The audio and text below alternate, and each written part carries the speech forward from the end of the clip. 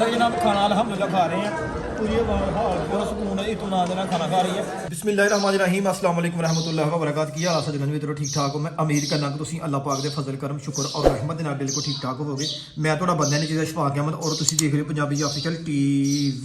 जैसा कि जनाब अज फ्राइडे है और अज बरात मैं कल जाना सी ते बरात मेरा नहीं जाना क्योंकि फैक्ट्री बहुत ज़्यादा काम सी, मैं कला था उमर भाई सियालकोट सन ते हूँ जनाब वलीमा अटेंड करने जाना है। और दूल्हे राजा की बार बार कॉल आ रही है कि तू कल नहीं आया तो अज हर सूरत आना इंशाअल्लाह अजीज़ जनाब। खादशा तो जैसा कि मैं कल ही करवाए था अज इंशाअल्लाह हूँ जनाब कपड़े प्रेस करने ने बस निकलना है। पहले जाना सियालकोट हाफ साहब उन्होंने रिसीव करना है क्योंकि उन्होंने नाल जाना है। पहले मैं लोकल जाना सी तो हाफ साहब ने सुबह सुबह कॉल आई है कि यार तुम जाना है शादी से तो आ जाओ मेरे वाल दो जने कट्ठे दो भरा कट्ठे दौरे जाने तो पहले जनाब जाना हाफ साहब को उतों फिर इंशाअल्लाह निकलना शादी ते बहुत एक इंटरस्टिड और तुम विलाग के दूल्हे राजा पहली बारी देखोगे और पहली बारी मेरे नाल सैल्फी वेखोगे क्योंकि मैं पहली बारी मुलाकात हो रही है साढ़े रिश्तेदार तो है ही सन लेकिन मुलाकात पहली दफ़ा हो रही है। फोन पर गपशप होती रही है लेकिन तुम मेरे व्लॉग अंदर और मेरे नाल सैल्फी हो पहली बारी वेखोगे इंशाअल्लाह तुम खुश हो जाओगे। तो फिलहाल जनाब कड्ढने सेफ सू कपड़े तो फिर जनाब प्याला निकलने सेफ च जनाब कपड़े सेफ च भरे पी है जनाब कपड़े जनाब अल्हम्दुलिल्लाह माशाअल्लाह हो गए ने प्रैस हूँ फ्रैश होने आ। लो जनाब अल्हम्दुलिल्लाह जनाब रेडी हो गए हूँ इंशाअल्लाह जनाब निकलने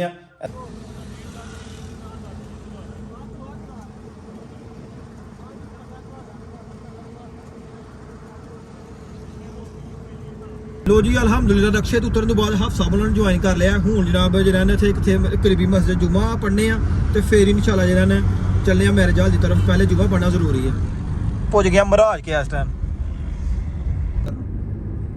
तो फिर ना किसी ने बन छड़ी थी मुंडा साई लोक ही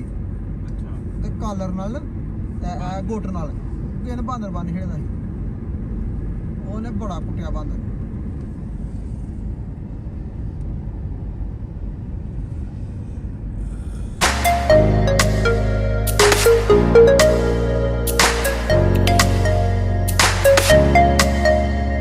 अल्हम्दुलिल्लाह जनाब जुमा शुमा पढ़ लिया तो गए सा मैरिज हाल च जे थोड़ा जहा काम ने प्रोग्राम थोड़ा लेट सी फिर आ गया जनाब अपने पिंड गड्डी खिलार दी है तो उस बाद जनाब गए हाँ कब्रस्तान च फैता खाने वास्ते तो हूँ जनाब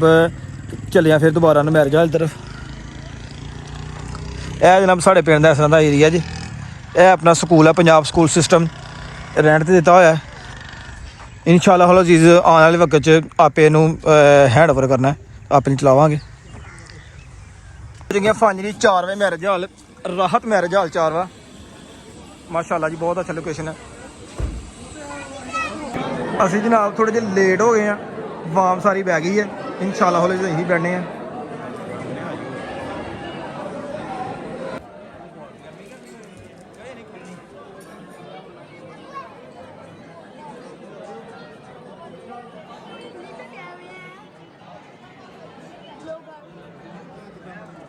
तमाम जनाब सारी बैठी है पूरे इत्मीनान दे नाल और खाना जनाब खुल गया तो बस थोड़ी देर हूँ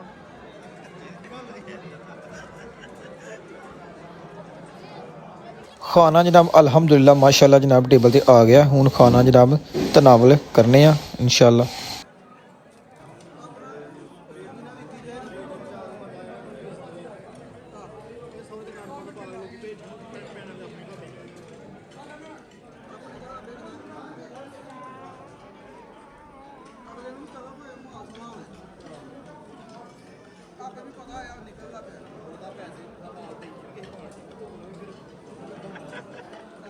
जैसा जनाब खाना अल्हम्दुलिल्लाह खा रहे हैं, पूरी हाल पूरा सुकून है, इत्मीनान देना खाना खा रही है, ਅਸੀਂ भी खा रहे हैं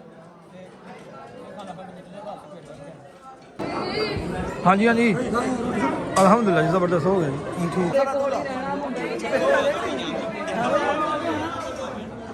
मैं पहचाने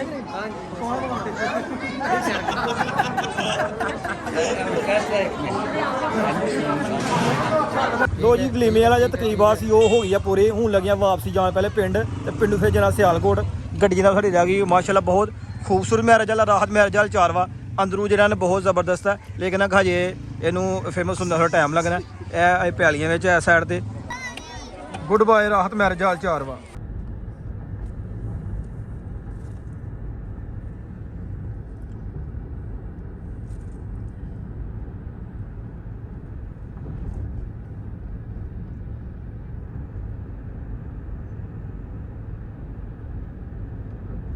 लो जी फाइनली अल्हम्दुलिल्लाह वलीमा खा के वापस जनाब सबड़ेल आ गया माशाल्लाह खाना बहुत ही ज़्यादा मज़ेदार सी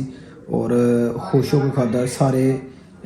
जितने भी लोग आए सन सब ने तारीफ़ की है खाना बहुत ज़्यादा मज़ेदार और लजीज सी अल्लाह पाक के ज़्यादा मज़ीद बरकतें अता फरमाया और जी नवी जोड़ी इस रिश्ता दुआ के मुंसलिक हुई है अल्लाह पाक के ज़्यादा दुआ क़यामत तक कायम दायम रखे उनका रिश्ता तादेर कायम दायम रखे तो इस जनाब साढ़ा अज दा वलीमे का व्लॉग उम्मीद करना तुहानू अच्छा लगा होगा ये अपने मेज़बान बंदा ने चीज़ अशफाक है मैंने दो इजाज़त अपना बहुत सारा ख्याल रखना दुआ याद रखना फ़ी ईमान अल्लाह।